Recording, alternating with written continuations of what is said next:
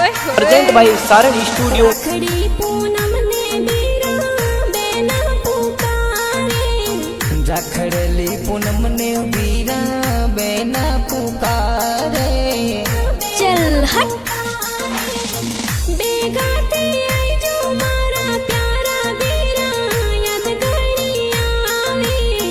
बेगा तू आई जो मारा प्यारा बीरो संग बेना पुकारे। रखड़ी पूनम ने बीरा बेना पुकारे, रखड़ली पूनम ने बीरा बेना पुकारे। बेगाते आई जो मारा प्यारा बीरा याद घड़ी आवे। बेगा तू